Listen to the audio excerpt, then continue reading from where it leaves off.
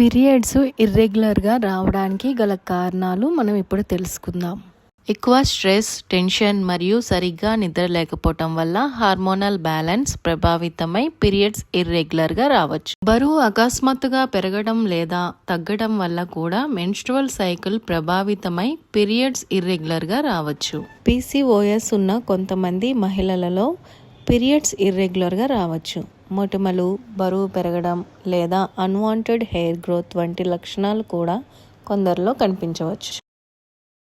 Thyroid హార్మోన్స్లో మార్పులు వచ్చినప్పుడు కొంతమంది మహిళలలో మెన్స్ట్రువల్ సైకిల్ ప్రభావితమై పీరియడ్స్ ఇర్రెగ్యులర్గా రావచ్చు. సరి అయిన పోషకాహారం తీసుకోకపోవడము లేదా అతిగా ఎక్సర్సైజ్ చేయడం వల్ల కూడా కొంతమందిలో పీరియడ్స్ ఇర్రెగ్యులర్గా రావచ్చు. పీరియడ్స్ మిస్ అయినప్పుడు ప్రెగ్నెన్సీ అవకాశం కూడా ఒక కారణం కావచ్చు.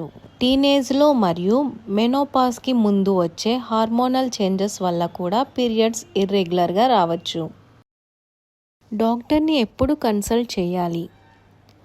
పీరియడ్స్ తరచుగా ఇర్రెగ్యులర్గా వస్తుంటే, చాలా నెలలు రాకపోతే, చాలా ఎక్కువ బ్లీడింగ్ లేదా తీవ్రమైన నొప్పి ఉంటే డాక్టర్ని తప్పకుండా కన్సల్ట్ చేయాలి.